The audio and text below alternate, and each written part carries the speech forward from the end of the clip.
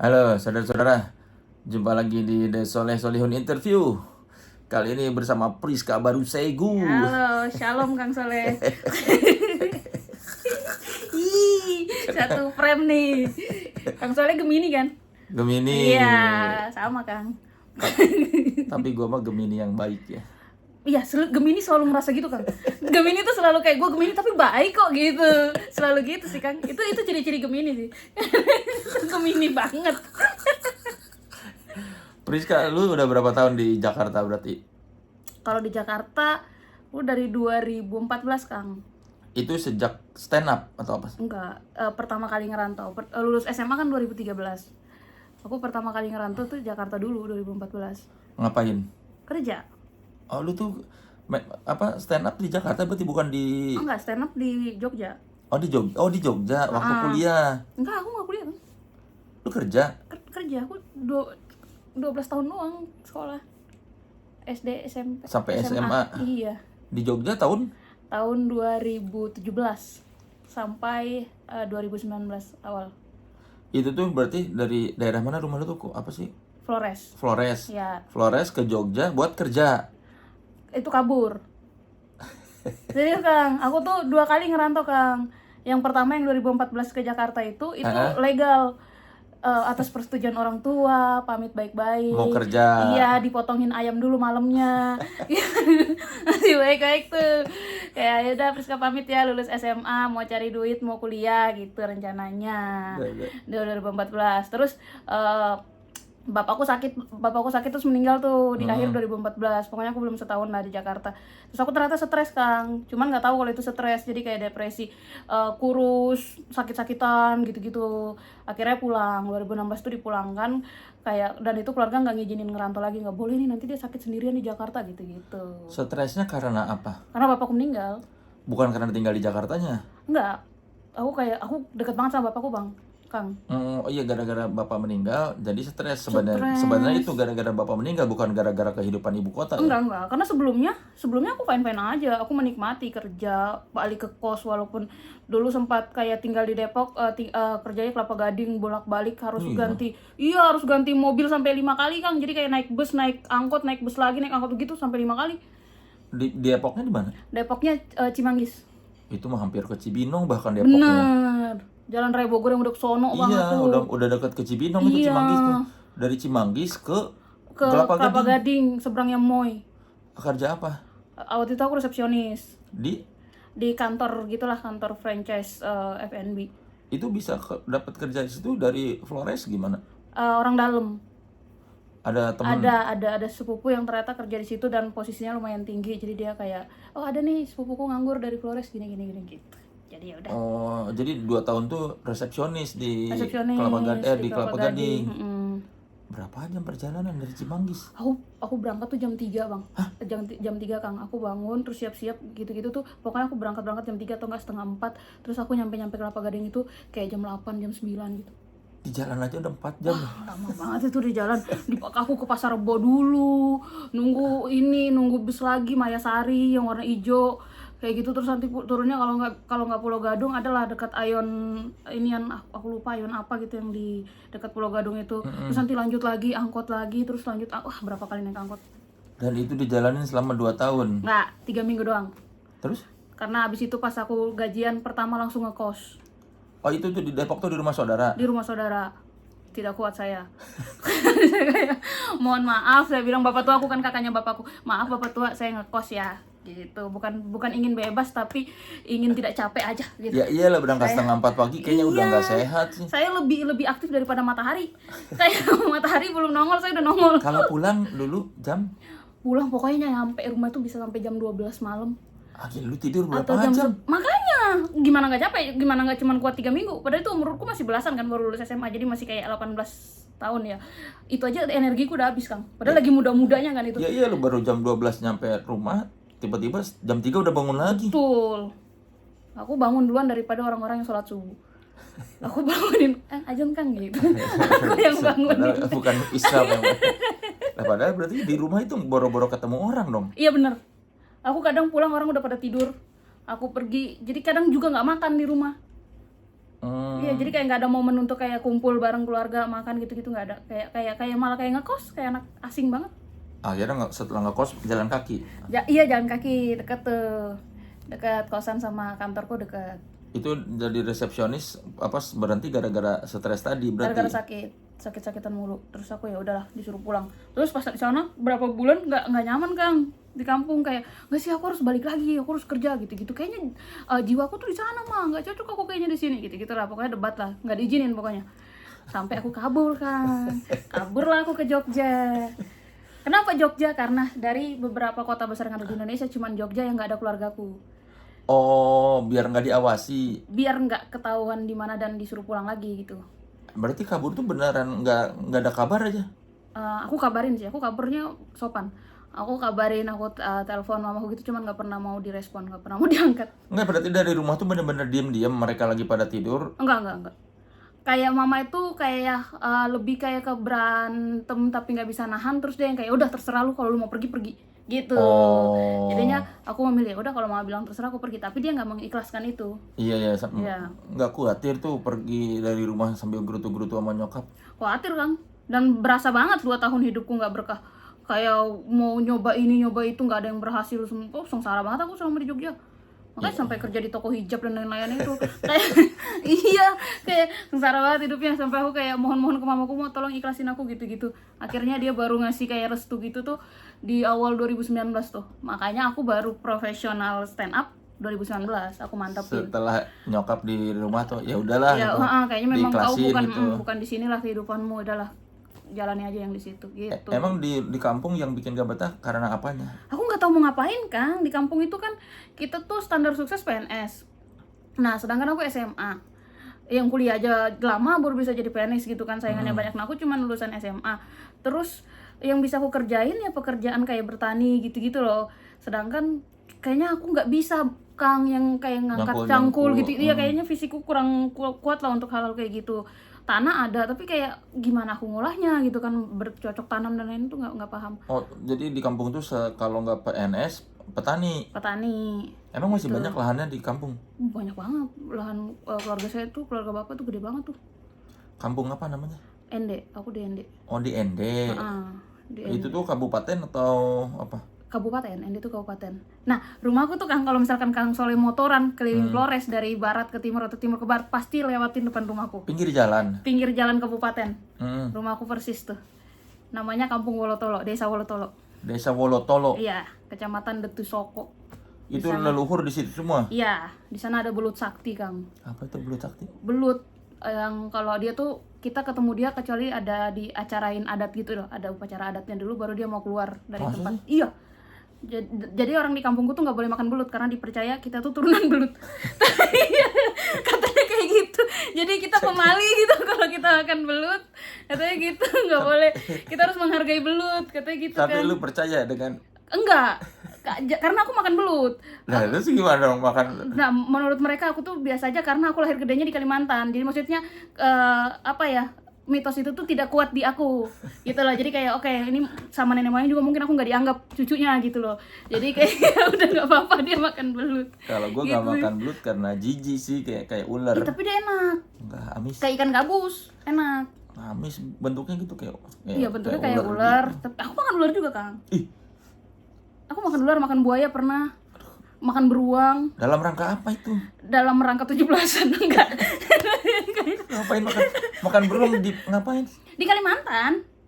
Ya karena kebetulan ada tetangga yang lagi dapat buruan beruang, terus dia bagi-bagi, kita makan. Emang legal membunuh beruang? Waktu itu sih legal-legal aja kita di Kalimantan. Lebih ke kita nggak paham itu legal atau enggak. Kayak di Kalimantannya di mana? Di pedalaman banget, Kalimantan Timur. Daerah apa? Namanya Berau. Kabupatennya Berau. Tapi dia tuh masuk lagi kayak yang jalanannya masih rusak gitu-gitu loh Kang. Nggak, berarti tapi lu lahir di Ende? Enggak, aku lahir di Kalimantan. Oh, lahir di Kalimantan. Orang tua kok ngapain di Kalimantan? Transmigran. Dari Ende ke Kalimantan. Ende, ya. Terus balik lagi ke Ende? Pas aku SMA, pas mau masuk SMA. Kenapa? Iya, mungkin udah bosan di perantauan. Nggak susah-susah nih, pulang aja gitu kayak kita ngolah tanah di kampung gitu. Oh, balik lagi ke Ende pas lu kuliah SMA. Iya, SMA. Jadi aku tuh orang timur tapi di timurnya cuma 3 tahun. Selama SMA doang. Tapi logat bisa timur. Karena aku nyari teman timur, aku bergaul. Selama 3 tahun itu. Selama 3 tahun itu, selama ngerantau di Jogja juga, aku kayak kan di Jogja banyak tuh anak timur. Oh, jadi Aku nyari ngobrol sama mereka gitu-gitu. biar masih merasa menjadi orang timur. Yes, Timur Pride masih ada darahnya gitu. Tapi kan sebenarnya waktu di Kalimantan logat ke bawah Kalimantan nggak? Kalimantan. Aku pertama kali datang ke Ende dibully aku sama anak-anak timur karena menurut mereka logatku aneh. Kayak apa ngomong endak katanya kayak gitu. Kan di sana tidak baku kan. Tidak gitu. Saya nggak pakai aku gitu-gitu kayak ini siapa nih sampai aku ini Kang Alpa 9 hari nggak mau masuk. Kayak udah gini ya rasanya dibully orang timur ya gitu kan kayak aku yang orang timur aja nggak kuat dibully orang timur lagi. 9 hari aku nggak mau sekolah Gara-gara aneh. gara-gara iya di kayak dibully dikata-katain gitu loh kayak Iya, ini apa sih bahasanya bahasa beda apa ya. gitu. Katanya aku tuh sok kota kata mereka gitu. Jadi kayak padahal memang aku lahir gede di sana tapi menurut mereka itu sok kota. Jadi Tapi bisa bahasa Kalimantan. bukan bahasa sih lebih ke logat sih Kang. Kalau bahasa sih nggak karena aku kan di tempat yang transmigran di sana isinya lebih nggak banyak ada. orang Jawa, Iya. orang Bugis gitu-gitu malah kita jarang ini pakai bahasa Kalimantan mah. Tapi Logat doang. lebih bahagia di mana? Di Kalimantan apa di Ende? Apa di Jakarta? Tinggalnya iya. Kalau dari segi nyari duit Jakarta sih Kang. Kalau yang dari segi yang lain? Kalau untuk tinggal tenang dan lain-lain Malang.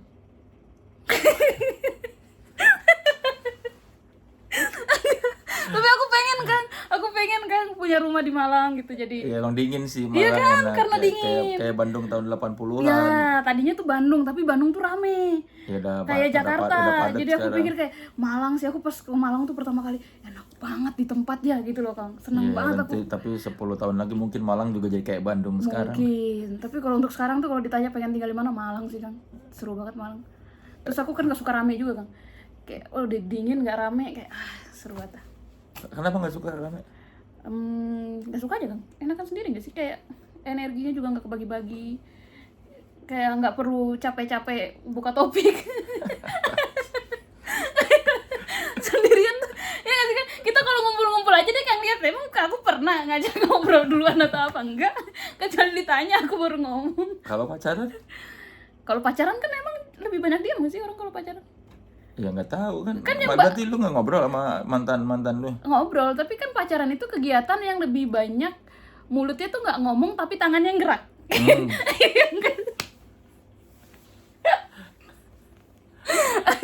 Nggak bercanda maksudnya kayak ya kita ngobrol. Bandel nih Priska. Asoy. Priska Jepang, Bro. Enggak maksudnya kalau pacaran ngobrol karena maksudnya aku tuh akan ngobrol heboh sama orang yang benar-benar udah deket. Gitu. Tapi itu pun kayak ya tergantung kalau mau ada yang mau diobrol kalau enggak juga males kan. Gitu. Berarti sekarang tangan lu lagi sedang tidak aktif ya karena nggak punya pacar ya? Kebas tangan saya kan. Aduh, butuh banget digenggam. Ini aliran darahnya udah nggak sampai ke telapak tangan. Lagi kan kemarin kenapa diputusin? Wah, pertanyaannya kenapa diputusin? Kayak saya banget nih yang salah nih ceritanya gitu. Kan lu yang mutusin bukan? Iya sih, tapi Oh, kan? akhirnya pada akhirnya jadi keputusan bersama nggak sih? Kan yang ngajakin putus pertama lu kan? Iya. Tapi kenapa dia nggak mau mempertahankan? Ya kan lu yang minta putus ngapain? Kalau lu jangan nyalahin dia, kan lu yang minta putus kenapa lu nyalahin dia tuh? Kalau masih mau dipertahankan ya pertahankan dong. Kayak udah nggak cocok aja sih. Berapa tahun pada lu pacaran? 3,5 tahun. Namanya sama lagi. Iya, cuman beda belakang itu. Priska, Priski. Oh, belum tahu lu ya pacarnya. Oh iya. Dulu. Nada belum tahu nada. Karyawan baru harus banget tahu nih. Ya Harus biar banget tahu dia nih. histori Iya. Priska dan Prisko. Hmm. Masih suka diajakin kerja kok sama hahaha. Iya nggak masalah. Iya, nanti kalau ada Cina namanya Prisko nah itu. Ya, nanti di ini juga ada kok di showku. Jadi apa dia? Lighting, dia juga yang vendornya. Oh iya itu dia lighting. Memang dia hadir untuk menyinari lu ya. Nah, takutnya pas aku tampil dimatiin malah Kang. Gua gelapin masa depan lu katanya. Jangan dong, jangan di panggung balas dendamnya maksud aku gitu loh. Masih ada kesempatan lain. Di Jogja kenapa lu waktu itu lu nyoba stand up? Aku tuh awalnya suka nonton Kang. Siapa?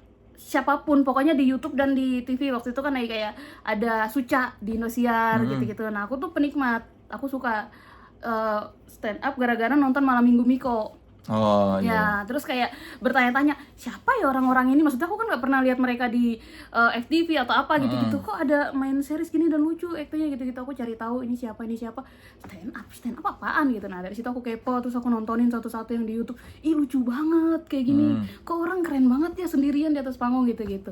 Nah pas lagi kabur, aku kan kaburnya naik kapal tuh Kang, turunnya di Surabaya.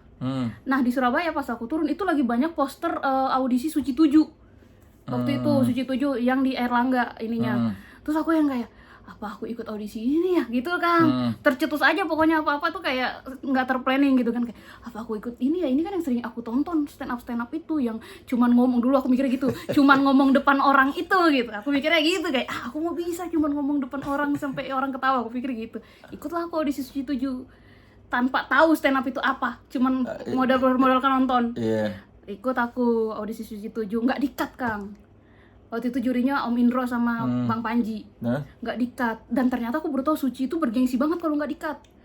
Kayak karena biasanya audisi dibiarin sampai kelar tuh, berarti biasanya, menarik ya. Iya, biasanya kayak beberapa detik lu udah cringe banget, biasanya langsung di-cut kan. Ini aku nggak, sampai kayak Bang Panji tuh nanya dari komunitas mana gitu-gitu, aku dikira anak komunitas.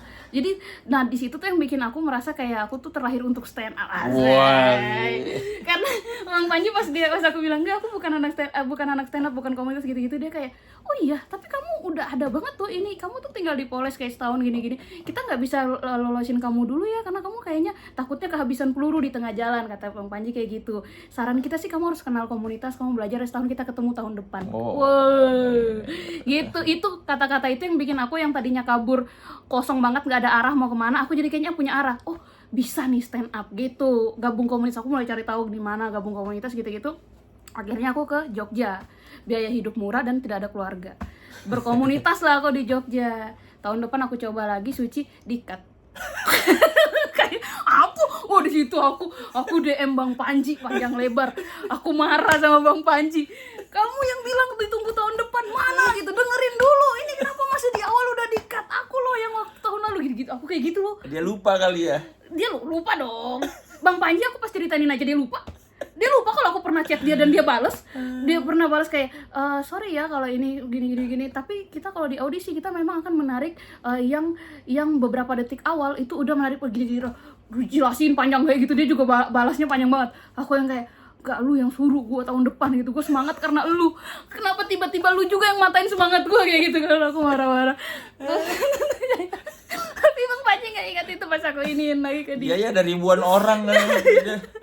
Aduh, tapi habis itu ya udah aku memang beberapa kali ikut audisi nggak pernah lolos. Itu tuh berarti pertama kabur tuh 2017 langsung ke Surabaya.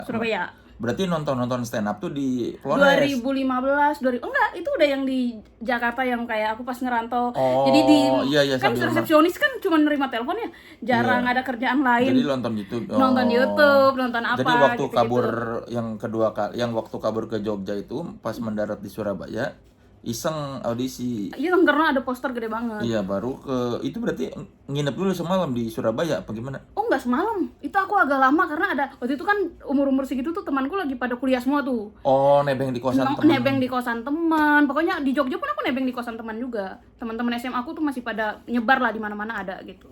Nebeng sampai pindah ke Jakarta di kosan teman di Jogja nebeng? Iya. Nggak keluar biaya? Biaya dong. Pada akhirnya kayak pas aku udah punya kerjaan gitu-gitu ya kita bayar bareng, terus kita nyari kosan yang lebih ini lagi proper gitu-gitu. Berarti ke Surabaya lama audisi? Nggak lama sih, cuma kayak 3 bulanan gitu. Ya lama 3 bulan mah. Ya habis itu langsung ke Jogja. Itu di 3 bulan ngapain aja di Surabaya?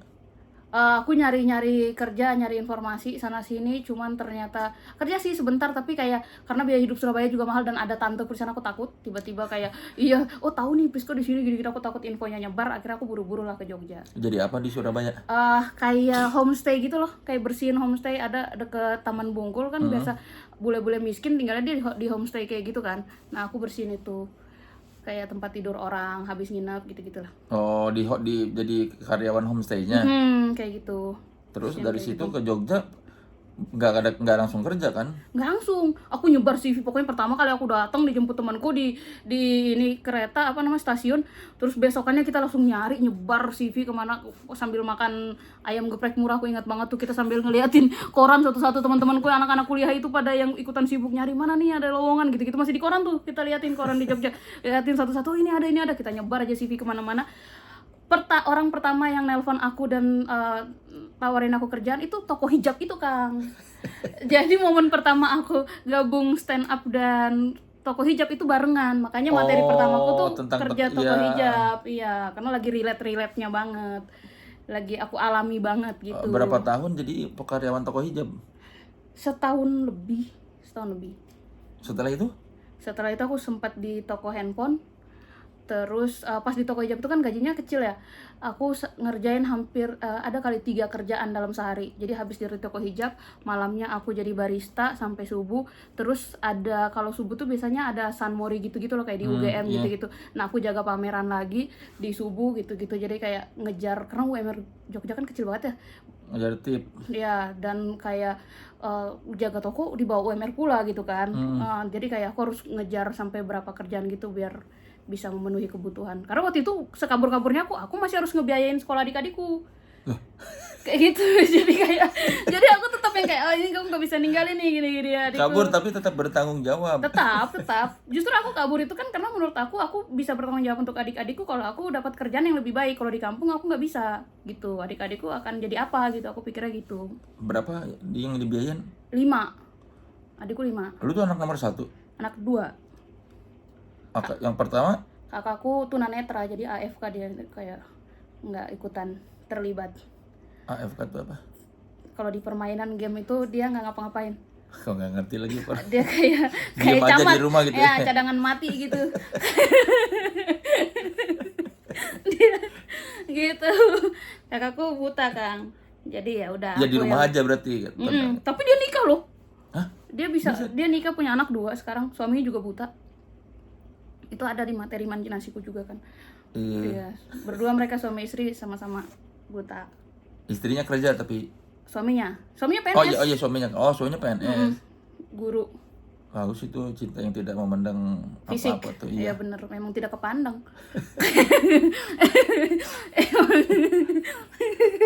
Memandang tekstur. Nah, adik-adik lu yang 5 ini masih lu biayain sampai sekarang? 2 orang udah kerja, 1 kuliah tapi diurusin kakaknya yang lain, tinggal 2. Yang 1 SD, yang 1 SMA. Masih lama perjalanan lu ya? Iya, Kang. Masih lama. Adikku yang bungsu kelas 6. Wah, bentar lagi SMP tahun depan ya? Iya, masih lama tuh. Kemarin kenapa mereka ke Jakarta ikut lu? Karena adikku yang 1 error banget ya, sekolahnya dia 3 tahun SMA, 3 tahun pindah sekolah. Jadi kayak kemarin tuh kesini karena mendadak harus pindah sekolah dan lain-lain, jadi aku boyong ke sini. Itu nggak planning juga sih, Kang. Tiba-tiba pada pindah semua. Karena kalau aku bawa 1 doang aku bingung kayak aduh sampai sini siapa yang ngurusin. Ya udah aku harus bawa mama. Nah, tapi kalau bawa mama adikku yang kecil gimana ya? Udah jadi ikut semuanya. Kayak ya udah, ternyata mereka di sini juga tidak betah. Ya udah. Yang bikin gak betah apa mereka? Aku. Emang ada bagusnya lu kabur ya kata nyokap lu. Salah nih, emang bener, harusnya dari kemarin emang nggak usah bareng-bareng kita. Ternyata memang ada keluarga yang kayak gitu ya, Kang. Aku tuh ngerasa kayak oh ternyata bener sih, aku tuh harus jauh dan sendiri. Itu yang bikin kita tuh, maksudnya rasa sayang itu tuh tetap terjaga gitu-gitu. Kalau terlalu lama bareng-bareng tuh bikin berantem, ada gesekan gitu. Dia aku ngerasain itu kemarin sih. Aku kayak oh ternyata ada mereka ini ya, malah jadi gimana ya, kehidupan tuh jadi kayak bukannya tertata malah berantakan banget gitu. Aku rasanya kayak gitu. Berantem mulu maksudnya? Berantem mulu. Aku tuh kayaknya di musuh, kayak mungkin karena aku Gemini di keluarga ya. Nggak tahu, kata orang red flag mungkin iya kali ya, cuman aku nggak sadar kayak semuanya tuh musuhin aku loh, Kang. Aku tuh kayak nggak punya teman di keluarga. Nyokap sama adik-adik lu? Iya. Kan lu yang ngebiayain, ngapain dimusuhin? Ih, jago banget mereka. Kayak aku juga nggak habis mikir. Kan duitnya dari lu. Ih, tapi mereka bisa, Kang. Bisa mereka. Ih. Berani ya? Berani. Karena aku nggak berani. Aku nggak berani. Kayak aku tuh nggak bisa tega. Aku tuh nggak bisa yang nyetop gitu-gitu. Aku nggak bisa. Jadi Iya, padahal kayak kan mereka butuh dari lu minta duit kan ke iya. lu gitu. Ya, yang pas aku kabur aja, mamaku tuh kan nggak mau ngobrol nggak mau apa, tapi nerima duit mau. Kayak nggak mau ngobrol di telepon, nggak mau angkat, selamatan Natal juga nggak mau gitu-gitu. Tapi transferan diterima. Lama diterima, kalau telat ditanya. Lah, oh nanya tuh kok belum dikirim Iya, gitu. tapi adikku yang disuruh nanya, disuruh ngechat. Gitu. Gitu kan. Aku kadang-kadang aku nih apa ya di keluarga aku gitu. Makanya lu apa kehilangan banget bapak lu ya? Ya, aku deket banget sama bapak. Karena setelah bapak lu nggak ada malah lu yang menggantikan peran dia gitu kayaknya. Betul. Dan teman ngobrol, teman apa kayaknya paling nyambung tuh bapakku. Seumur hidup aku tuh kayak aku ngerasa orang yang paling ngerti dan paling nyambung, paling aku bisa jadi diri sendiri tuh bapak. Dari kecil emang deket sama bapak lu. Deket. Dia apa kerjaannya? Dia kuli sih. Kayak maksudnya kayak serabutan apa aja dia kerjain. Bukan menggarap tanah di kampung itu. Oh enggak, itu pas pulang, tapi kayaknya dia juga nggak bakat jadi petani juga ya. Jadi pas waktu masih di Kalimantan kayak kerjanya itu wira swasta bagian perkayuan ya, di sana kan kayak orang-orang kayak tebang-tebangin hutan gitu-gitu dari proyek gitu-gitu. Nah bapakku tuh kayak gitu. Jadi pas bapak lu meninggal makanya lu sedih banget ya. Aduh asli itu sedihnya tuh sedih banget Kang, ternyata Kang. Kayak aku tuh baru move on kayaknya tahun lalu deh, udah 10 tahun. Itu pun kayak move on karena aku tuh bikin apa ya, secara tertulis Priska move on gitu, tapi kayaknya secara hati belum sampai hari ini. Tapi aku ngerasa kayak udah 10 tahun masa iya sih gitu. Jadi aku kayak bikin postingan di Instagram, aku kayak mengumumkan aku udah move on ya, padahal enggak, belum. Iya kan, karena kayaknya mungkin kalau kita nulis itu kan ngebantu ya, afirmasi gitu-gitu. Tapi ternyata enggak juga. Sama nyokap lu mah nggak dekat sama sekali mah. Enggak, karena mirip banget kali Kang. Kata orang kita kalau terlalu mirip tuh musuhan, katanya gitu mitosnya. Secara mitos katanya gitu. Aku sama mamaku batas kita tinggal bareng tuh harusnya 2 minggu doang. Lebih dari itu kita pasti berantem. Kita pasti berantem apa aja, diberantemin apa aja. Dia Gemini juga? Enggak, dia Pisces. Enggak, ini kan gampang tersinggung. Iya, kayak kita ngomong apa aja dia tersinggung mulu. Terakhir tuh kita ribut pas banget aku pulang dari show-nya Kang Soleh tuh tahun lalu. Ribut kenapa? Gak tahu, itu kan aku pulang tengah malam banget kan. Hari Ibu kan besokannya, atau pas hari itunya ya hari Ibu. 2 Desember hari Iya, Ibu ya kan, iya kan? gua 21. Iya, nah pulangnya tengah malam tuh udah tanggal 22 kan. Terus aku yang kayak ya udah ngobrol gitu-gitu pulang tengah malam. Hari Ibu juga, terus aku ngucapin hari Ibu secara langsung gitu-gitu. Ngobrol-ngobrol lah kita dari hati ke hati, kayak udah mau akhir tahun nih. Yang kemarin-kemarin kita bungkus ya gitu. Maksudnya tahun depan gitu. Aku maksudnya ngobrol kayak gitu. Tersinggung dia ngerasa kayak aku ngatur dia gini-gini gitu-gitu. Oke, ini obrolan apa nih, kayak aku gak ketemu ya, aku bilang mana di tanggal 23 adikku yang bungsu ulang tahun. Aduh, ini adikku. Padahal lu tuh mau membuka lembaran baru ya. Kayak gitu, tersinggungan mulu. Jadi kayak ini mah nggak bisa diajak ngomong baik-baik. Nangis dia kayak dipukulin orang. Kayak ini apa sih? Dan mereka kalau udah nangis teriak-teriak gitu loh. Masa? Kayak sampai tetangga tuh pada ngeliat aku malu. Jadi kayaknya iya. Teriak-teriak itu. Ih, teriak banting-banting barang. Priska. Sampai ngambil-ngambil koper mau kabur gitu-gitu. Drama banget lalu gue kayak aku pusing banget. Akhirnya dapat berapa tahun di sini mereka? Setahun lebih, setahun setengah. Bilangnya apa pas pindah? Bilang kemana? Ke aku atau Ke lu nya? Enggak sih, lebih ke aku yang kan jadi mereka tuh waktu di sini setiap kali berantem tuh mereka ngancam aku buat pergi. Buat kabur, ngeluarin koper gitu-gitu, apa-apa segala. Terus aku tuh yang dari dulu tuh orangnya begging mulu, Kang. Oh jangan dong, jangan. Iya, dari dulu apapun masalahnya kayak aku tuh mau aku salah mereka salah, aku tuh selalu minta maaf, selalu kayak aku nggak mau keluarga ini tuh berantakan gitu. Menurut aku tuh keluarga ini tuh segala-galanya dalam hidupku. Jadi kayak kalau mereka aku entah aku benar aku salah, aku selalu tidak kenapa-napa gitu, untuk kayak ayo kita perbaiki lagi gitu-gitu. Termasuk yang aku pulang dari show-nya Kang Soleh itu, aku panggil untuk kayak, karena sebelum itu kan kita berantem mulu, jadi aku kayak ayo kita ini ngobrol baik-baik gitu-gitu lah. Nah di saat itu aku udah capek banget karena mereka ngancamnya kayak gitu. Terus karena mereka tahu ternyata kelemahan aku adalah tidak mau kehilangan mereka. Gitu. Jadi kayak kalau mereka ngancam gitu, aku pasti akan semuanya akan clear, aku melupakan semua salah mereka gitu-gitu kan. Nah di saat terakhir itu pas mereka ngancam gitu, aku iyain. Ya udah pulang aja, aku gituin. Iya. Terus mereka kaget, hah? Iya, mereka kaget kayak masa sih gitu. Tapi aku kayak nggak apa-apa, pulang aja, aku udah pesanin tiket kok gitu. Aku kayak gitu. Jadi ya udah, dan mereka gengsinya tinggi banget, jadi mereka tidak akan mau minta maaf ataupun apa. Jadi ya udah kita pulang gitu. Iya, tapi mereka tuh bikin kayak skenario mereka tuh sebenarnya nggak mau pulang, tapi mereka nggak mau ngomong kalau mereka tuh nggak mau pulang gitu. Jadi aku tuh harus aku juga yang ngambil alih. Udah gitu, udah nggak apa-apa. Iya, fixin kayak aja gitu-gitu. Cuman waktu itu aku kayak nggak terkecoh gitu. Aku kayak udah mantep aja kayak udah. Jadi kalau mau mereka pulang, malah termakan trik sendiri. iya, kayak yaudah kalau mau pulang aja, aku ikhlasin, aku nggak apa-apa kok gitu. Gitu. Terus mereka yakin. Ya, mereka tuh kaget tuh belakangan ini sama aku, karena apa yang aku ambil tuh sikap yang sekarang tuh nggak pernah jadi sikap aku dulu.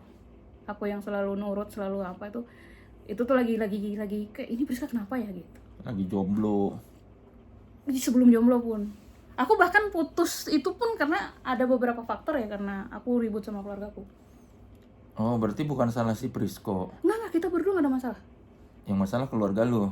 Iya, masalahnya menurut aku tuh dari eksternal. Kalau kita berdua tuh nggak ada yang saling menyakiti atau apa, nggak ada. Berarti lu masih kangen sama Prisko? Enggak sih, kayak kan kadang-kadang ketemu juga kan kalau ada proyek kan. Udah nggak ada hati ya? Kayaknya aku udah ikhlas. Kalau dianya? Aku nggak tahu, aku nggak pernah nanya. Oh, udah nggak pernah kontak lagi? Nggak pernah dari awal putus. Nggak ada usaha dari dia? Oh, asap apa? Nggak ada. Dia nggak ada. Aku kemarin itu terakhir kontak dia banget setelah putus itu karena untuk urusan ini Kang, show. Lighting. Iya, gitu. Itu pun maksudnya aku tuh ngomong ke dia takutnya kita berdua ini belum beres atau apa gitu loh. Oh. Jadi nanti kalau kita moodnya jelek ngaruh ke teman-teman yang satu tim gitu. Jadi maksud aku gimana caranya kalaupun kita harus ngobrol atau apa tuh semuanya baik-baik aja moodnya gitu.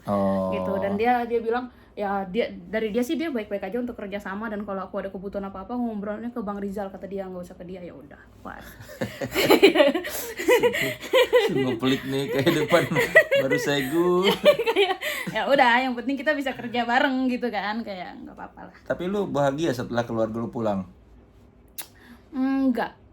Aku tadinya tuh mikirnya kayak aku tuh bingung Kang, bahagia aku tuh apa, karena aku tahu banget bahagia aku tuh adalah keluarga aku bahagia gitu loh. Aku kayak itu bahagia aku. Tapi kemarin tuh aku pikir kayak enggak, ini mereka udah terlalu nih sama aku gini-gini. Aku kayaknya harus tegas deh gini-gini. Awal-awal tuh aku pikir itu tindakan yang benar. Aku kayak, oh ya gue harus tegas, gue harus kasihan sama diri gue, nggak boleh gini-gini. Terus mereka pulang, aku hedon. Aku mulai yang tadinya kalau aku pakai duit kan mikir-mikir ya Kang. Aku mulai beli baju untuk diriku sendiri gitu, kayak aku ke mall, aku kayak ke salon untuk pertama kali gitu-gitu. Tapi aku nggak happy. Kayak hampa ya? Iya. Jadi kayak fana aja gitu. Serba salah, tapi ada mereka lu sebel. Betul. Nggak ada mereka lu sedih. Gitu. Jadi harusnya gimana dong? Makanya ada per 30-an. Makanya stres. Iya. Kayak gitu. Tapi aku belajar untuk ikhlas aja sih. Ya udahlah. Kalau tidak jodoh untuk tinggal bareng sama-sama, ya udahlah. Tapi mereka bilang kangen lu nggak? Enggak dong. Aku ulang tahun aja nggak diucapin. Aku ulang tahun. Nah, aku tuh dari dulu tuh aku pikir karena bahasa cinta kami tuh beda. Aku tuh orangnya belak-belakan kalau cinta sama keluarga tuh, kayak aku tuh berani peluk adikku, aku berani kayak kasih kata-kata pujian gitu-gitu, atau kalau mereka ulang tahun atau ada cara apapun aku kasih hadiah gitu-gitu lah. Aku tuh menunjukkan cinta tuh nggak pakai malu atau apa kalau ke keluarga. Nah, tapi mereka tuh enggak. Nah, dulu tuh aku pikir karena memang ya pada dasar orang timur kan gengsi gitu, apalagi cowok, adikku cowok semua gitu-gitu kan. Aku pikir kayak gengsi lagi gini. Tapi kesini-sininya aku sadar kayak enggak, mereka bisa loh ngucapin selamat ulang tahun untuk sepupuku yang lain gitu-gitu. Kayak enggak, memang aku nggak dianggap aja ini mah. Gue kayak kok mereka bisa ngedit video untuk sepupuku, untuk apa? Sepupu doang, nggak doang, maksudnya itu sepupu kayak apa yang dia kasih di hidupmu? Aku loh, taimu aja dari aku gitu kan, kayak kok aku nggak pernah diginiin, kok aku nggak pernah dibuatin video se-effort itu gitu. Aku Natalan tahun baru di grup yang sama tapi nggak diucapin, kayak ini keluarga apa? Tapi aku sadar tuh baru kesini-sini. Dulu kalau itu terjadi aku mikir kayak bahasa cinta yang beda aja. Aku nangkepnya gitu dulu, kayak mungkin akunya aja yang terlalu menunjukkan kalau mereka tuh gengsi. Aku mikirnya gitu. Kesini-sini enggak, memang aku nggak dianggap ini sih. Sedih nggak? Sedih banget Kang. Pas sadar tuh sedih banget, kayak anjing, aku sampai menunda pernikahan. Aku tidak memikirkan diriku, ternyata mereka tidak memikirkan aku gitu kayak. Kayak yaudah. Tapi stand up jadi ini lu ya, kayak penyaluran emosi. Iya, jadi apa ya? Jadi kayak ada kata maaf kalau boleh ngomongin mereka, karena aku tuh kan nggak tega ngomongin mereka sebenarnya. Ya kalau dikemas komedi itu aku ngerasa kayak ini mah termaafkan karena maksudnya tujuan aku untuk bercanda gitu. Di Jogja itu pertama kali open mic pecah. Iya, aku tuh open mic ini aja dah, audisi aja pecah kan waktu itu, makanya nggak di-cut kayak gitu-gitu. Open mic pecah, terus kan aku agak cepat itu Kang ininya progresnya. 2019. Enggak, 2017 kan. Aku gabung stand up Jogja. stand up Jogja. Terus tuh udah jadi line up stand up Hutan tuh 2018-nya kan. Kayak gitu. Kayak agak cepat lah, karena memang aku tuh waktu itu seniat itu Kang, kayak kalau ada waktu aku benar-benar open mic, walaupun aku kerjanya tuh jor-joran kan, kayak 3 kerjaan sehari gitu-gitu, tapi aku tuh kayak nyempetin untuk nulis, nyempetin untuk open mic gitu-gitu. Rajin banget dulu Kang awal-awal. Sekarang kalau disuruh open mic takut. Karena udah ada pressure ya. Dulu kan orang belum tahu lu gitu. Dan belum tahu teori stand up. Dulu tuh seenteng itu nganggap stand up Kang. Setelah udah ngerti, oh ternyata lucu tuh harus gini, punchline tuh harus gini gitu-gitu loh. Udah pas udah tahu teorinya malah, stand up kok susah banget ya gitu loh. Jadi sekarang makanya kita kalau di grup ditanya ke Ernest siapa mau ke open mic, tunggu di mention dulu baru aku daftar. Kalau enggak aku enggak daftar. Waktu belum tahu teori malah lebih gampang. Iya, malah rajin, malah ngerasa nggak ada beban, kayak ya udah cuman ngomong depan orang. Bahkan gugup itu nggak ada loh Kang. Iya, awal-awal tuh kayak gugup tuh karena yang kayak gue mau ngomong depan orang gitu doang, gugup seseringan itu. Bukan gugup karena takut nggak lucu. Bukan. Nah kalau sekarang tuh gugupnya kan macam-macam, kayak aduh ini kalau punchline-nya nggak kena, ini kalau penontonnya nggak terima, ini kalau gitu-gitu kan. Kalau dulu nggak, enteng banget saya naik panggung. Sekarang banyak banget yang saya pikirin untuk bisa open mic doang tuh, mikirnya berminggu-minggu kayak ini open mic nggak ya, malu nggak ya saya gitu. Dulu waktu belum mengerti teori gimana cara nyiapin materinya?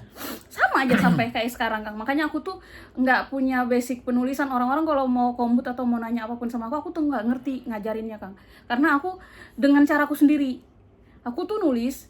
Jadi dulu tuh aku juga nggak tahu kalau di stand up itu teorinya nulis. Aku pikir semua orang tuh naik dan spontan di atas panggung. Nah aku nulis. Jadi aku walaupun aku nggak tahu ada teori menulis, aku nulis dulu tuh, karena aku pikir aku tuh ingatanku nggak sama kayak orang-orang lain. Aku pikir kayak gitu. Jadi aku tuh nulis benar-benar dari selamat malam sampai habis. Kata per kata. Iya, aku tuh nulis kata per kata. Padahal belum ngerti teori, maksudnya belum ngerti bahwa itu harus ditulis, lu udah nulis dari dulu. Tapi sampai sekarang aku jadinya kayak gitu styleku. Ya, aku karena harus udah nulis. biasa. Aku harus nulis. Jadi aku tuh nggak ngerti mapping, nggak ngerti apa. Aku nggak ngerti punchline layer 1, layer 2 nggak. Jadi apa yang aku tulis itu yang aku bawa. Gitu. Iya, tapi berarti dari awal memang udah ditulis. Iya. Iya, jadi bener yang dibawain itu beneran yang dihafalin itu. Iya, yang aku tulis, yang aku hafalin. Kayak gitu. Tapi setelah tahu teori nggak bisa. Jadi repot. Ininya ngebayanginnya ya, nulis prakteknya. Jadi aku nggak pernah pakai. Nggak pernah pakai. Jadi terjadinya aja. Jadi materi itu kalau nanti ternyata ada callbacknya, ya udah itu karena memang kebetulan bisa callback gitu. Jadi nggak ada yang direncanain. Ini harus callback, ini harus apa tuh nggak. Jadi aku nulis aja yang ada di kepalaku. Tapi nulisnya udah ada idenya dulu, maksudnya kayak pengen ngomongin ini temanya gitu. Iya, misalkan ada premis ini, aku tuh nemu premis dulu. Maksudnya premis dan punchline itu biasa udah ketemu duluan. Oh gitu. Iya, jadi tinggal aku gimana caranya ngesetnya. Jadi dibikin beatnya nih gimana ya biar di tengahnya tuh ada keisi dulu gitu-gitu. Iya, itu dulu padahal tanpa mengerti teori. Tanpa mengerti teori ya.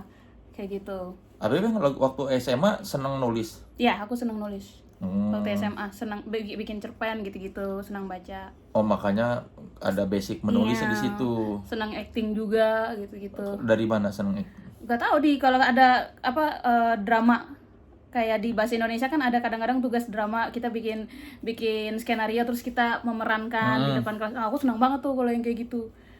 Acting, aku jadi orang yang gila juga aku nggak apa-apa gitu. Aku senang tuh. Oh, dari dulu emang seneng ya tampil di depan orang. Iya, aku di kelas tuh termasuk badut Kang.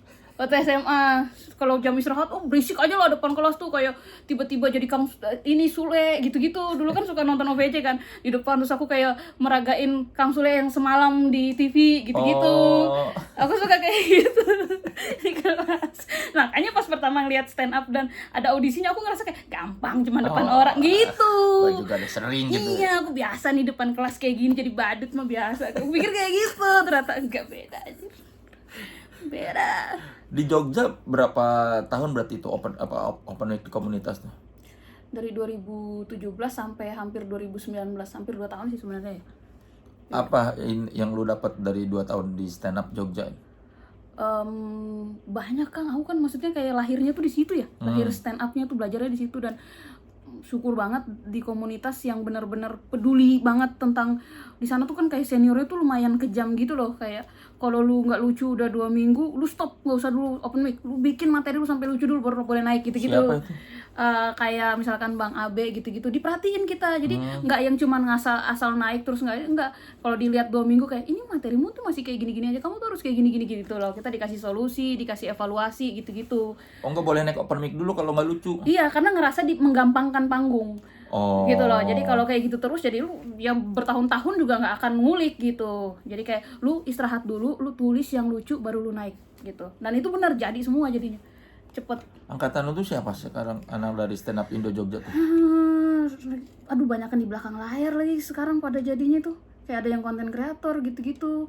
Kalau di atas aku sih Ali Akbar. Oh, Ali Akbar tuh Jogja? Jogja. Oh. Di atas aku Bang Mamat tuh, Bang Mamat kan Suci 7, jadi audisi tuh bareng tuh. Memang Mamat Jogja? Jogja. Bang Mamat Jogja, Ali Jogja, Bang Yusril. Ya kalau Yusuf tuh gue tahu Jogja. Banyak Jogja. Oh, Mamat tuh ini. Jogja. Mamat Ali tuh Jogja ya. Jogja. Bang Mamat tuh audisi Suci 7 juga. Tapi lu nggak ikut, lu tuh ikutan apa sih, suci apa sih? Nggak ada, kan aku nggak ada yang lolos. Iya, maksudnya nggak sempet ada yang lolos? Belum, sampai sekarang belum ada. Waktu itu Ernest nemuin lu di mana ya, gue lupa. Stand up hutan 2018. Oh, pertama kali kok gara-gara Ernest di stand up hutan. Iya, pertama kali kok Ernest lihat aku tuh di enggak sih, audisi Suca. Sebelum itu tahun 2017 aku tuh ikut, aku dapat kartu kesempatan tapi nggak ditelepon Indosiar. Aku dapat tuh, itu jurinya kok Ernest. Nah, terus besokannya tahun depannya kok Ernest lihat lagi aku di stand up hutan dengan materi yang beda, karena yang pas Suca kan materi TV kan. Pas di stand up hutan itu materiku yang lebih pinggir jurang gitu, terus kok Ernest itu materi toko hijab. Oh, dia tuh gara-gara di situ ya? Iya, di situ. Gua lupa ininya, timelinenya. Di situ dulu, terus habis itu kemarin yang terakhir sebelum aku akhirnya masuk ke AA, Ko Ernest ketemu lagi tuh, tapi stand up Jambore sama, tempatnya sama. Sama Bang Dipa malah ketemu aku di sana. Materiku kan setelah keluar dari manajemen sebelumnya kan, jadi mereka kayak udah keluar gini-gini gitu, akhirnya ditawarin deh kesini. Yang bikin lu merasa kayaknya gua tempatnya di sini nih, di stand up apa? Ya karena pas aku mencoba melucu terus orang ketawa, aku happy. Gitu. Dan ketagihan kayak besoknya aku, tapi itu ternyata awal-awal doang, kesini-sini aku merasa melucu beban. Dulu tuh aku seneng banget kayak aduh ada orang ketawa tuh kayak wah gue harus nunjukin lagi nih yang lebih lucu gitu, ada kayak gitunya. Sekarang tidak ada adrenalin itu Kang, nggak tahu Kang, sumpah aku takut banget sekarang kalau disuruh, apalagi aku lebih takut panggung open mic daripada panggung job. Kenapa? Karena panggung job itu menurut aku ya udah, orang tuh ngundang kita belum tentu mereka ngerti stand up dan lain-lain gitu loh, kayak ngibur orang corporate gitu-gitu kan, kayak ya udah mereka cuman. Tapi kalau open mic udah pasti orang-orang yang datang tuh kalau sebagian besar kadang komik gitu-gitu kan, itu aku lebih beban, lebih pressure banget, kayak takut dijudge, kayak tolol lu udah berapa tahun stand up gini-gini doang. Aku ada ngerasa kayak gitu-gitu tuh Kang, takut banget aku. Apalagi gue open mic pakai dibayar segala kan, makin pressure di atas panggung ini. Kalau nggak lucu orang bayar gitu kan. Kalau Ya, biarin aja, namanya juga open mic. nah makanya pengennya kayak gitu, tapi kan karena udah berbayar nih, mohon maaf nih Koko, jadi kita jadi pressure, masa orang bayar cuman ngelihat kita senyum doang gitu kan, harus ada lah ketawa 1-2 gitu. Ya kan nggak apa-apa, kalaupun nggak lucu kan wajar, bilang Iya aja. sih, harusnya ya, harusnya kita membiasakan itu ya. Iya, harusnya memang dibiasain yang namanya open mic ya. Iya sih. Tempatnya salah. Tapi aku sebeban itu sekarang. Nggak apa-apa, kan ada yang lain, pasti kan Gitong pasti lucu tuh kalau di open mic. Kan nggak akan semuanya anyep, santai aja. Beban sih sekarang kan, aku kayak deg-degan kalau besok mau manggung atau mau open mic atau mau apapun lah. Hari ini aku udah nggak bisa tidur, udah mulai beres-beres, nyikat kamar mandi gitu-gitu. Kayak harus ada healingnya dulu. Ini kenapa ya kayak gini ya dulu? Healing lu balik lagi jadi cleaning service ya. Mengingat masa-masa di Wisma itu, mana di Losmen itu. Bener, ya aduh ganti spray itu tiba tengah malam. Harus beres aku. Aduh, pokoknya udah kalau sampai titiknya sampai harus beberes, ya udah itu berarti stres banget tuh. Bukan yang ngebadanin tapi harus beres-beres. Tapi kan dulu yang spesial soal lu November. Ya. Bentar lagi. Makanya udah bersih banget tuh kosan. Beres-beres mulu. Dari kemarin open mic belum banyak materi itu. Lumayan sih kan. Kayak aku udah beberapa kali kayak udah ada 30-an menit lebih materi baru. Oh, udah banyak. Kalau mau di total. Yang maksudnya udah solid. Kalau yang belum solidnya kan banyak yang belum aku coba. 30-an tuh 30 menit maksudnya? Iya. Oh. Itu yang solidnya, yang udah pasti, udahlah. Tinggal di set aja. Temanya apa sih per 30-an ini? Aku 30 tahun ini, Kang. Itu kan plesetan dari per 10-an ya? Betul. Aku suka angka 3 kebetulan. Angka favoritku itu 3. Kenapa? Karena Tritunggal Maha Kudus. Wah, luar biasa. Yes, dari situ aku berangkat dari angka 3 itu, dan Tuhan Yesus kan usianya sampai 33.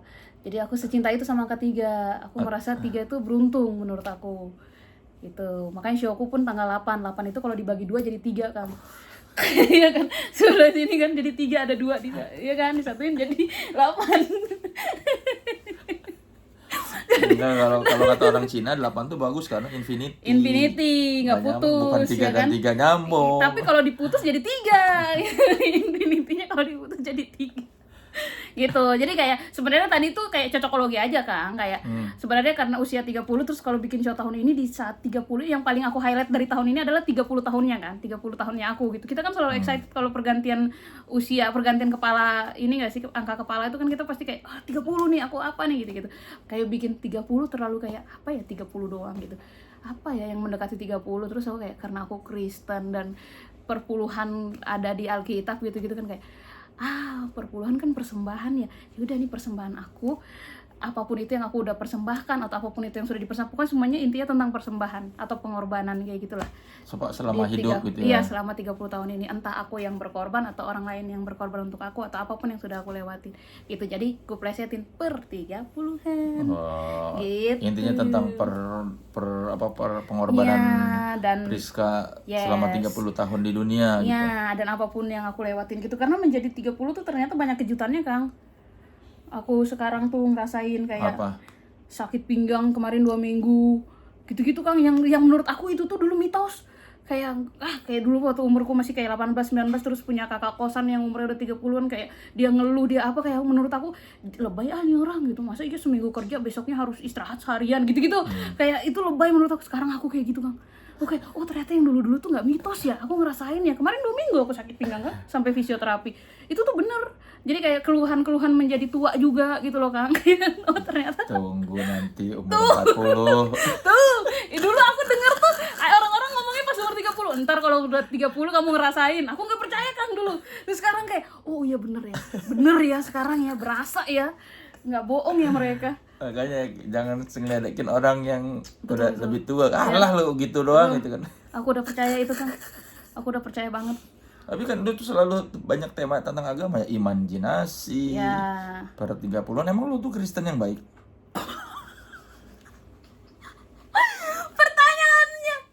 Pertanyaannya kayak dari Tuhan yang nanya nih gua. Aku Kristen. Baiknya belum tentu gitu kayak. Nggak tahu sih standar baik apa sih, Kang? Enggak kan, kalau orang Islam ya dia menjalankan ibadah terus menjauhi larangannya. Nah, kalau dari standar seorang pemeluk Katolik apa Protestan? Katolik. Dari standar pemeluk agama Katolik, apakah lu Katolik yang baik? Aku nggak tahu sih Katolik baik atau enggak, tapi kalau ingat aku tuh menjauhi larangan. Kalau lagi ingat, kalau ya sebisa mungkin kayak ada dosa-dosa yang aku tahu ini tuh dosa, aku menghindari gitu. Aku sebisa mungkin aku menghindari. Kalau ibadah semampu aku gitu. Semampu tuh kalau lagi mau gitu. Iya, tapi kayak ada yang wajib, kayak misalkan hari Minggu tuh kan wajib gitu-gitu. Kalau tidak sibuk banget yang sampai tidak ada waktu, aku akan usahain untuk ke gereja gitu-gitu. Tapi lu masih merasa masih dekat dengan Tuhan apa udah jauh? Kesini-sini lagi banyak masalah dekat sih, Kang.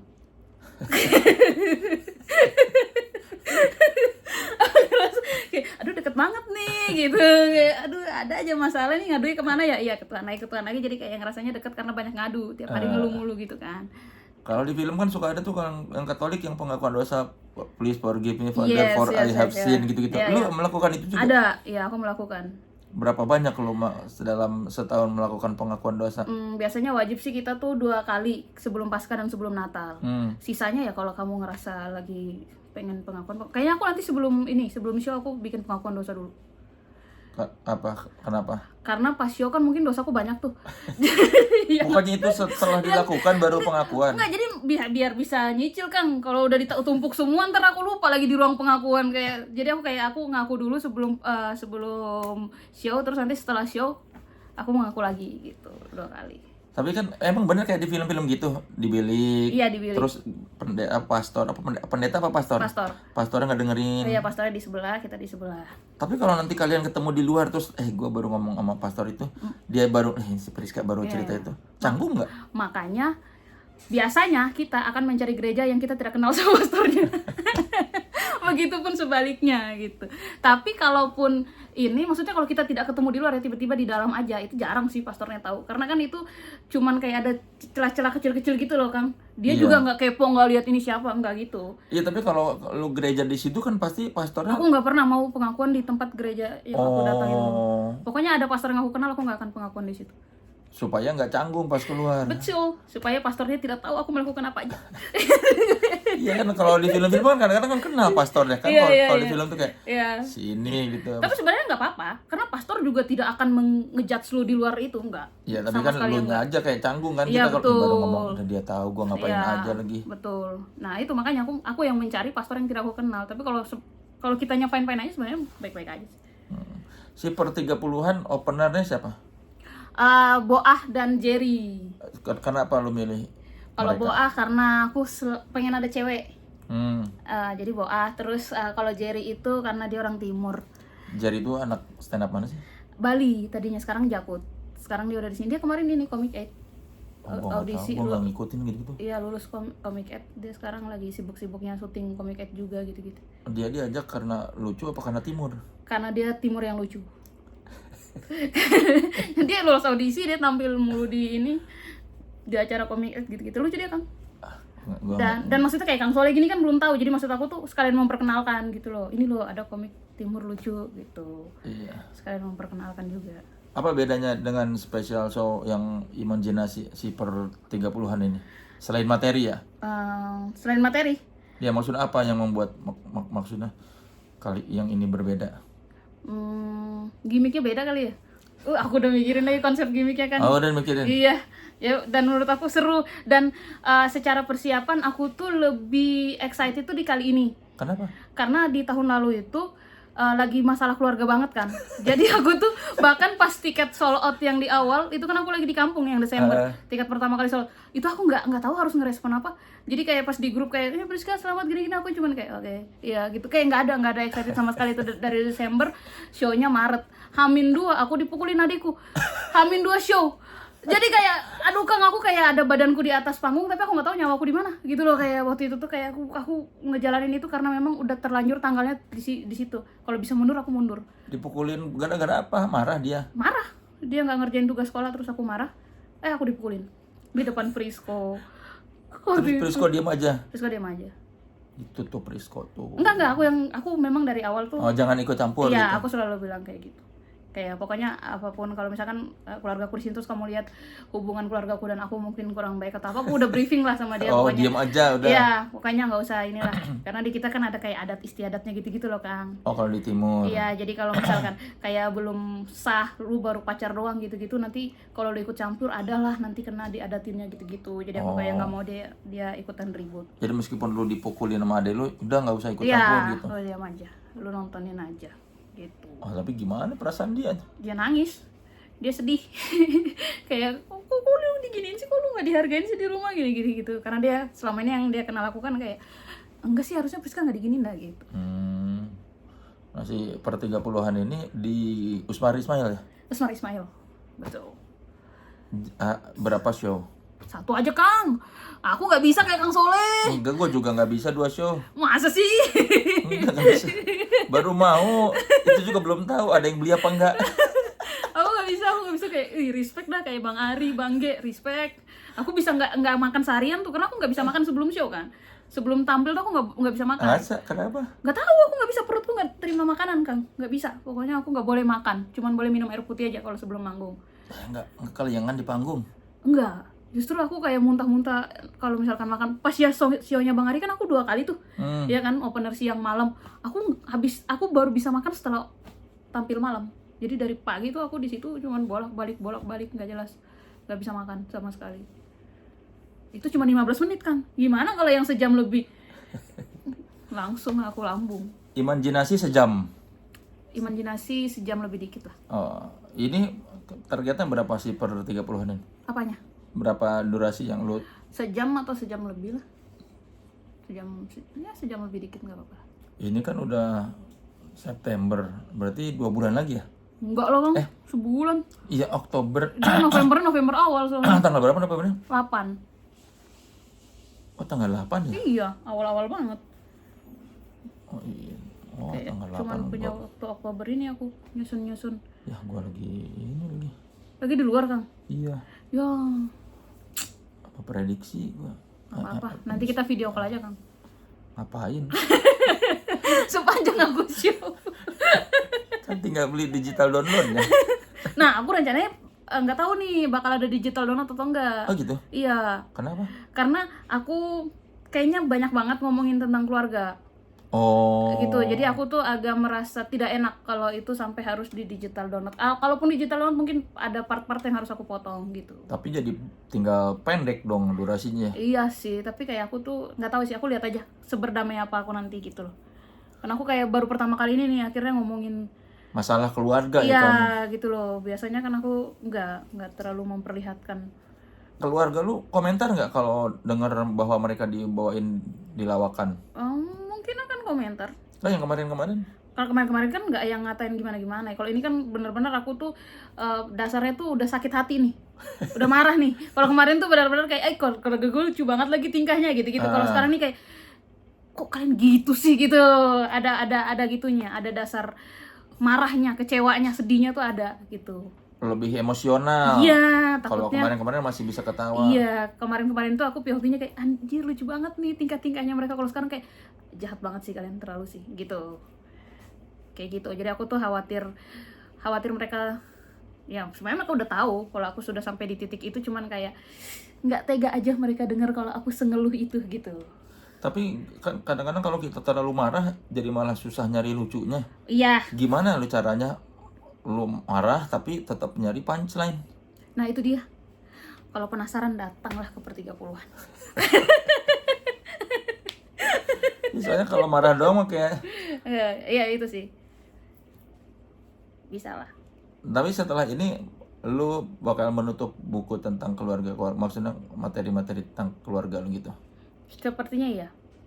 Ya kan kayak Aci kemarin bawain materi keluarga, ya udah ditutup tuh udah terakhir. Ini aku baru pertama kali dan langsung nutup, jadi kayak emang cuman pertama dan terakhirnya gitu loh. Kayak aku ini tapi maksudnya kayak cerita lebih telanjang aja gitu. Kalau kemarin-kemarin kan ada lah materi-materi keluarga, memang tingkahnya mereka pada lucu-lucu gitu, tapi dari tingkah lucu gitu. Tidak ada tingkah yang kayak gue kesel banget, gue kecewa banget, itu tuh nggak ada. Jadi kayak ini tuh kali pertamanya aku mengutarakan aku kecewa sih gitu. Tapi kali terakhir juga, jadi pertama dan terakhir. Habis itu udah enggak. Karena habis itu juga pasti nggak akan ada komunikasi aku sama keluargaku, jadi aku nggak mungkin punya nggak mungkin punya cadangan materi lagi karena udah nggak ada komunikasi, apa tidak ada lagi dong. Ya ada komunikasi transfer atau minta duit? Nggak ada. Dari terakhir mereka pulang sampai hari ini nggak ada. Nggak ada transfer? Ada, tapi maksudnya udah nggak ada komunikasi. Oh pokoknya mereka tahu-tahu nerima duit aja. Iya. Dan itu benar-benar tidak ada komunikasinya tuh, yang benar-benar nggak ada. Kalau waktu aku kabur kan aku masih yang kayak tiap hari masih ngechat walaupun nggak dibalas. Ini enggak, dari akunya enggak, dari mereka pun enggak. Jadi kayak benar-benar nggak ada. Sampai kapan lu bakal marah begini? Aku nggak tahu. Tapi kan kalau orang marah terus gitu kayak hidup lu jadi ada ganjalan gak sih? Ih banget. Makanya aku tuh kadang-kadang tuh Bible study sendirian, nggak sendirian, maksudnya kayak aku tuh nyari romo pastor, jadi cuman berdua gitu loh, ngobrol, bahkan kayak video callan atau teleponan gitu, kayak sharing gitu, kayak gimana ya caranya maafin orang ya gitu-gitu. Aku nanyanya langsung ke sumbernya gitu kan. Terus kayak aku kadang-kadang mikir, boleh nggak sih Romo kalau misalkan kita nikah tapi nggak ngundang satupun keluarga kita gitu-gitu.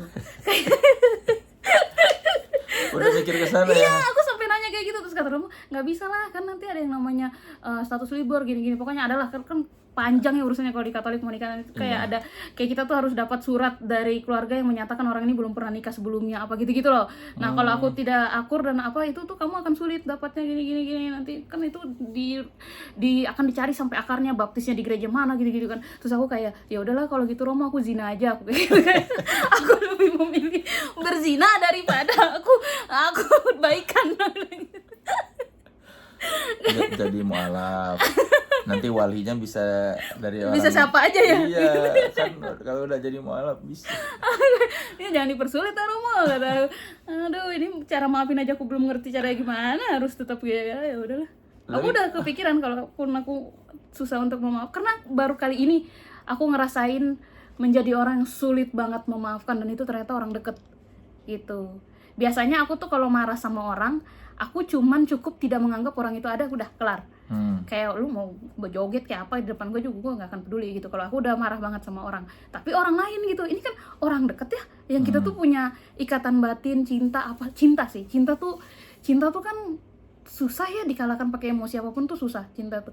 Jadi kayak wah gue kesel gue apa, tapi di dalam sini tuh kayak aduh gue nggak mau mereka kenapa-napa lagi, aduh kalau gue nggak transfer mereka gimana hidup gitu, masih ada kayak gitu-gitunya tuh loh Kang. Jadi kayak aku nggak tahu ini sampai kapan, ya udahlah waktu aja kali. Ya justru karena orang yang paling lu sayangin, makanya kan ketika mereka mengecewakan jadi paling menyakiti kali ya. Betul. Semuanya itu berarti nggak ada satupun dari keluarga lu yang si ini mah lumayan nih. Adikku doang yang bungsu karena masih kecil. Yang SD. Karena dia belum bisa ngapa-ngapain dulu. Iya, karena masih kecil banget, jadi kayak menurut aku dia nggak boleh lah jadi korban emosi aku sembarangan, semua orang aku musuhin termasuk dia enggak. Jadi kayak sama dia aku tetap komunikasi, kayak kemarin masih nemenin dia ngerjain tugas, video call berjam-jam. Tapi keluarga lu tahu lu teleponan sama dia? Tahu, mereka juga tidak melarang itu dong. Aku cuman komunikasi sama yang kecil doang. Tapi dia ngomong ini apa yang lain, apa dia cerita keadaan di rumah? Enggak, adikku nggak cerita. Aku paling kayak nanya keadaan dia doang, kayak kamu tadi makan apa gitu. Kalau dia makan ini, oh berarti sekeluarga makan itu. Aku taunya kayak gitu dong. Jadi kayak aku juga nggak mau nanya kabar yang lain-lain, kayak ya udahlah, kayak harus berusaha ngebatu gitu. Berarti di per 30-an ini berapa persen porsi tentang keluarga baru Saigo ini? Aduh kayaknya hampir 50%-nya sih. Iya, banyak Kang. Iya, kayak karena memang transisi yang paling berasa itu ternyata putus sama keluarga ini. Itu berasa banget, dari kayak ini tuh kehidupan baru banget gitu loh. Kayak putus sama satu orang tuh, putus cinta sama satu orang tuh kayak ya udah kita akan fokus menyembuhkan satu orang itu. Kayak ini putus sama 7 orang gitu kan, kayak wow, di waktu yang bersamaan kayak ini gimana ya cara sembuhnya gitu. Udah berapa bulan berarti sejak mereka pergi? Kalau sejak mereka pergi tuh dari akhir bulan Mei ya. Tapi kalau hubungannya udah tidak baik-baik aja itu dari awal 2024 itu kan. Oh, udah setahun lebih ya. Jadi selama setahun itu emang hubungannya kayak naik turun gitu. Tapi lu ada keinginan memperbaiki hubungan apa enggak? Aku tuh bingung jawabnya. Aku tuh pengen semuanya baik-baik aja, tapi kayak pengen semuanya tuh tiba-tiba kayak misal kita bangun pagi dan tidak ada kejadian-kejadian sebelum ini gitu loh. Ya nggak bisa. Iya, nah aku pengen benar-benar kayak kita tuh benar-benar lupa sama semuanya ini, terus kita hidup mulai dari nol gitu. Tapi itu kan nggak mungkin. Jadi kayak nggak tahu sih pengen baik atau enggak gitu loh. Karena kalau keingat lagi sakit lagi gitu loh Kang. Gitu. Jadi kayaknya aku belum tahu. Kalau sekarang apa yang lu mau? Aku maunya kita tidak komunikasi atau apapun itu, tapi mereka sehat-sehat aja dan baik-baik aja hidupnya. Gitu. Aku nggak mau dengar mereka kenapa-napa, karena kalau dulu mereka kenapa-napa aku selalu jadi garda terdepan. Kalau sekarang tuh kalau mereka kenapa-napa dan aku tidak bisa jadi garda terdepan, itu menyiksa. Aku yang tersiksa, kayak aduh aku nggak bisa bantu lagi karena aku lagi kesel gitu kan. Iya kan? Serba salah iya, ya. tapi Mau kalau bantu, aku tapi kesel. iya, tapi kalau aku bantu ini makin mereka ngerasa kayak Priska mah nggak tegas, nah ini mah gampang, dia mah gini gitu. Jadi aku kayak semoga nggak kenapa-napa biar aku tuh nggak usah menghadapi situasi kayak gitu. Tiket dijual kapan? 28 September. Itu hari apa ya? Minggu apa Minggu. Ya, ini setelah kan- show-nya Bang G. Ini tayang hari Senin. Berarti udah mulai pre-sale Iya, kemarin. tiketnya udah dijual, udah pre-sale. Berapa harga tiketnya? Harga pre-sale-nya itu sorry ya, saya tidak hafal nih, mohon maaf. Iya, pokoknya lihat aja lah di ini. Di itu. Di- Berapa ya, Kak? Harga tiket, sorry. 109 bentar. Untuk Pre-sale. pre-sale yang reguler Pre-sale reguler itu 199.000. kalau normalnya 240.000. Iya. Kalau ada kita ada bundling. Bundling sama apa? Bundling paket itu tuh yang tadi kan cuma tiket doang. Nah, kalau ini tuh dia dapat tiket, kaos, lanyard sama Oh. priority foto. Itu nanti kalian akan foto di jalur prioritas. Dia pakai kursi roda. Difabel. Itu kita bebas, kita bisa foto gaya apa aja. Itu Kalau pre-sale pre-sale-nya 349.000 tuh dapat kaos. Ya, Dan normalnya 499.000. ya silakan lihat aja di @priskabarusaigo ya. Iya, di Instagram saya bisa, kalau enggak di link ini kita. Event- Website kita. event.hhhcorp.com. event.hhhcorp.com.